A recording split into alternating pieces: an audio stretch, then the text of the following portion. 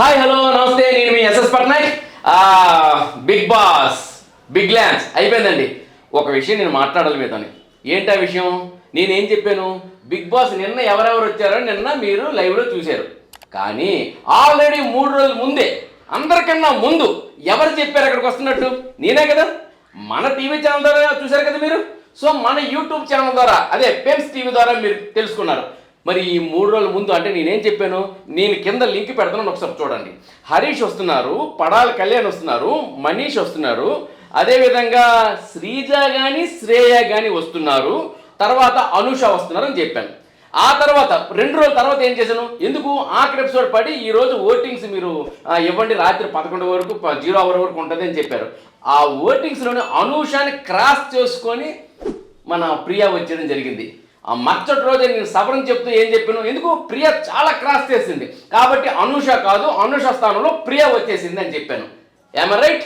తర్వాత శ్రీజ కానీ శ్రీయ కానీ అని చెప్పాను నేను. కానీ అదే రోజు అంటే రెండోసారి ఏం చెప్పాను? శ్రీజ కానీ శ్రీయ కానీ చెప్పాను కదా, ఇక శ్రీయ కాదు శ్రీజే అన్నాను. సో నేను కన్ఫర్మ్ చేసి చెప్పిన పేర్లు ఆ ఎపిసోడ్ కూడా కింద లింక్ పెడతాను, చూడండి. పడాల కళ్యాణ్, అదేవిధంగా హరీష్, మనీష్, ప్రియా, శ్రీజ, దమ్ము, ఈ 5 పేర్లు చెప్పారు. ఈ 5తో పాటు 6వ కంటెస్టెంట్ కూడా ఉంటున్నారు అని చెప్పాను. అతనే మన పేరు డెమాన్ పవన్ అని.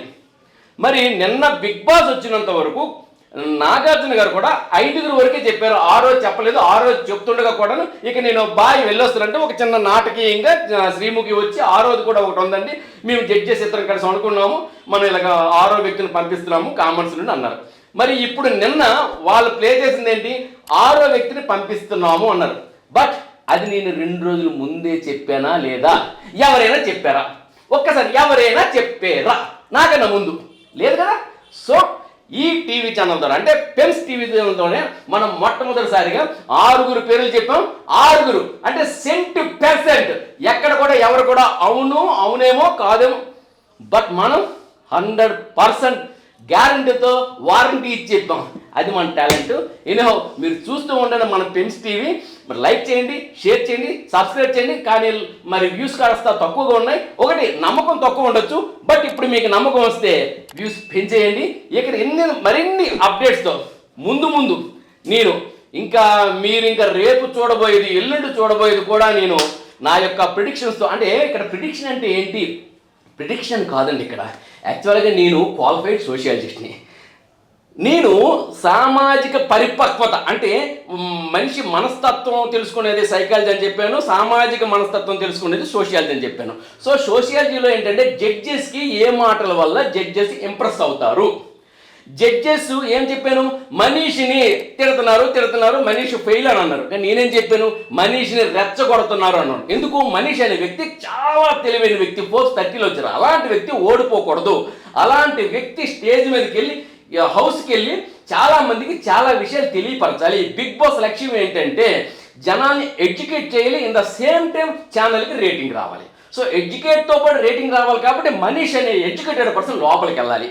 ఇక ఎంటర్టైన్ చేయాలి, సూటిగా మాట్లాడాలి.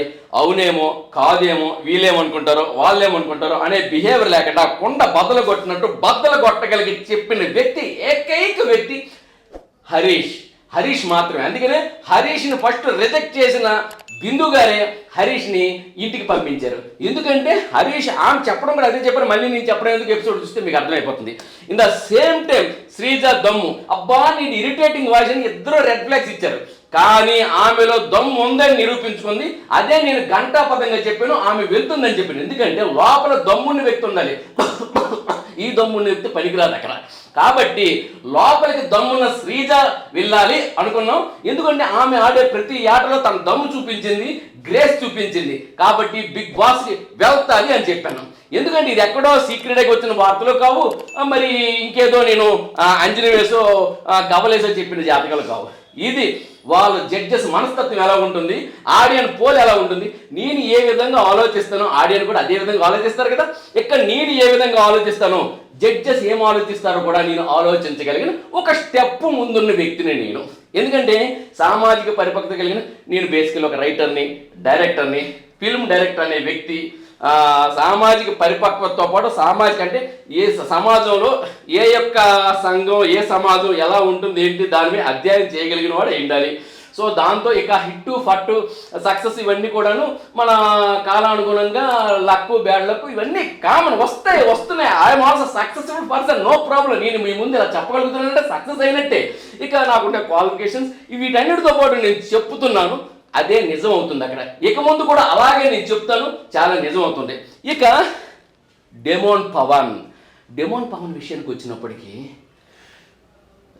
అక్కడ రేటింగ్ వచ్చింది, ఫిజికల్ ఫిట్నెస్ బాగుంది, వచ్చారు రేటింగ్తో. కానీ ఏంటంటే ఒక్క డెమోన్ పవన్ దగ్గరే మిగతా ఆడియన్స్ అంతా కూడా కొంచెం అసంతృప్తి చూస్తున్నారు. ఎందుకంటే అతను ఫిజికల్ ఫిట్నెస్ ఉండొచ్చు కానీ ఫేషియల్ ఎక్స్ప్రెషన్స్లో ఏంటంటే అబ్బా నాకు ఇప్పుడు ఆట ఎందుకురా జీవితం అన్నట్టు ఉంది. ఇదే మైనస్ డాలియాలో ఉండేది, అందుకని డాలియా వెనక్కి వెళ్ళడానికి కారణం ఇదే ఫేషియల్ ఎక్స్ప్రెషన్స్ మన పవన్లో ఉంది. కానీ పవన్ అనే వ్యక్తి రాగలిగాడు కానీ ఎంతవరకు ఉండగలడు అనేది పెద్ద క్వశ్చన్ మార్కే. ఎందుకంటే అక్కడ భుజబలమే కాదు బుద్ధి బలం కూడా ఉండాలి. In the same time facial ఎక్స్ప్రెషన్స్తోని హావభావాలతోని ఆట పట్టించాలి, ఆట ఆడించాలి, నవ్వించాలి, కవ్వించాలి, మురిపించాలి, మనందరం మైమైపించాలి. ఇన్ ద సేమ్ టైం కన్ఫ్యూజన్లో పెట్టేసి గెలిచేయాలి. ఇవన్నీ కూడా మనీష్కి, హరీష్కి, శ్రీజాకి ఉంటాయి. ఇక మరి పడాల కళ్యాణ్ అంటే అది ప్యూర్లీ టాలెంటెడ్ అండి. ఎందుకంటే అతను మీరు చూస్తారు చక్కగా మాట్లాడతాడు. ఒక ఇంగ్లీష్ మాట్లాడినప్పుడే నేను ఇంగ్లీష్ మాట్లాడినట్టు ఉంటుంది. ఎందుకంటే నాది శ్రీకాకుళం జిల్లా, ఆయనది విజయనగరం జిల్లా. మాకేంటంటే ఉత్తరాంధ్ర ఇంగ్లీష్ అనేది మంచి ఇంగ్లీషే మాట్లాడదాం కానీ ప్రాంతీయ తత్వంలో కొంతవరకు మాట్లాడిన వాళ్ళు మాట్లాడతారు. నాలాంటి వాళ్ళు కొంతమంది మా స్కూల్ బ్యాక్గ్రౌండ్ వరకు కొంచెం ఇంగ్లీష్ని ఏంటంటే ప్రొనౌన్సియేషన్లో కొంచెం దీనిగా ఉంటుంది. కానీ బట్ ఆయన మాట్లాడే తెలుగు చాలా చక్కగా ఉంటుంది. ఎందుకంటే మా ఉత్తరాంధ్ర తెలుగు స్పష్టంగా ఉంటుంది. ఎందుకంటే మాకున్నన్ని పదాలు ఇంకే జిల్లాలో లేవని నేను గంటాపదంగా చెప్పగలను. ఎందుకంటే ప్రతి ఒక్కదానికి ప్రతి ఒక్క పదం మేము ఉపయోగిస్తాం. ఎనిహో అది పక్కన పెట్టండి. ఇక మిగతా విషయాలకు వచ్చినట్లయితే 6 కామనర్స్, 7 సెలబ్రిటీస్ అని చెప్పాను. అదే ఇక్కడ జరిగింది. సెలబ్రిటీస్ విషయానికి వచ్చినప్పుడు కూడాను నేనేం సుమన్ శెట్టి అని చెప్పాను. మరి ఇవన్నీ ఆ 9 సెలబ్రిటీస్ చూసుకోండి. ఇంకా నేను కింద లింక్స్ పెట్టాను. ఆ 9 సెలబ్రిటీస్ ఉన్నారు. ఏదైనప్పటికీ సెలబ్రిటీస్, కామనర్స్ వీళ్ళిద్దరి మధ్య రెంట్ అంటే టెనెంట్స్ అండ్ ఓనర్స్ మధ్యలో ఉన్న ఒక ఆట వస్తుందని చెప్పాను నేను. మరి అదే వచ్చిందిగా. అది ప్రోమోలో రావచ్చు, ప్రోమో రాకముందే మనం చెప్పడం జరిగింది. ఇన్ ద సేమ్ టైం వీళ్ళకి సేవకులుగా ఉండాలన్నాను, అది చెప్పాను. ఎవరైనా చెప్పారా? మనం చెప్పాం కదా, అదే ఇక్కడ కనిపించింది. అందుకని చెప్తున్నాను, కింద నేను లింక్స్ పెడతాను, ఆ లింక్స్ మీరు చూడండి. చూసిన తర్వాత మనం ఎంత ఫార్వర్డ్లో ఉన్నామో మీకు తెలుస్తుంది. ఎందుకంటే బిగ్ బాస్లో ప్రోమోలోనే నాగార్జున గారు మొట్టమొదటి చెప్తున్నారు, ఇది చదరంగం కాదు రణరంగం, 2 హౌసులు 2 ఆటలు అన్నట్టు హింట్ ఇస్తున్నారు. ఆ హింట్ బట్టి మనం ఆలోచించుకొని అనాలిసిస్ చేసుకోవాల్సింది ఏంటంటే 2 ఆటలు ఎలా ఉంటాయి. ఇక అగ్ని పరీక్ష ద్వారా వీళ్ళు బాగా పాలిష్డ్గా వచ్చిన వ్యక్తులు వీళ్ళు. ఇక సెలబ్రిటీస్ అంటారు కానీ నా మనసులో మాట నేను చెప్తానండి. మరి అందులో ఆశా సైని, మరి సుమన్ శెట్టి వీళ్ళిద్దరూ కాస్త బాగా ప్రపంచానికి తెలిసిన వ్యక్తులు. ఎందుకంటే సినిమా బ్యాక్గ్రౌండ్. మరి తర్వాత వచ్చేసి భరణి గారు, లేడీ ఇంట్లో ఆడవాళ్ళందరికీ బాగా దగ్గర అయిన వ్యక్తి, ఎందుకంటే టీవీ సీరియల్ ద్వారా. ఇక మిగతా వ్యక్తులు ఏంటంటే ఇప్పుడు తెలంగాణ వరకు ఏంటంటే రాము రాథోడు, బొంబాయి రాను అనే పాటతోనే రాము రాథోడు తెలంగాణ వరకు అన్ని మొత్తానికి పాపులర్ అయ్యారు. కానీ ఇక ఓకే చిన్న వయసునే ఓకే. మిగతా వాళ్ళు సినిమా ఇండస్ట్రీలో అందరికీ మనకు తెలుసు, సినిమా ఫాలోవర్స్ అందరికీ తెలుసు, సినిమా పిచ్చి వాళ్ళందరికీ తెలుసు. కామన్ ఆడియన్కి వాళ్ళు ఫేస్ పెట్టిన వెంటనే ఈ వ్యక్తి అని చెప్పగలరా? Question mark. ఇప్పుడు ఒక ఫోటో పెడితే ఈ వ్యక్తి పలానా సుమన్ శెట్టి, ఆశా సైని, ఇతను భరణి అని చెప్పేలా మిగతా వాళ్ళు లేరు. బట్ సెలబ్రిటీస్ అన్నారు. ఇప్పుడు సెలబ్రిటీస్ ఎవరంటే ఇప్పుడు మిగతా 6 నాకు చూసారా, 6 కాదు 13 పేర్లు, ఫోటోలు పెట్టిన 13 పేర్లు చెప్పగలరు. కాబట్టి ఏంటంటే అగ్ని పరీక్ష ద్వారా వీళ్ళు సెలబ్రిటీస్ అయ్యారు. మిగతా వాళ్ళు సెలబ్రిటీసా అంటే సెలబ్రిటీసే. బట్ నేను చెప్పిన దాంట్లో నిజం అబద్ధం మీకే ఉంటుంది. ఎనీహౌ మనం ఈ ఎపిసోడ్కి ఇది అయిపోయింది. కొత్త ఎపిసోడ్ అప్డేట్తో మళ్ళీ మీ ముందుకు వస్తాను. అంతవరకు బాయ్.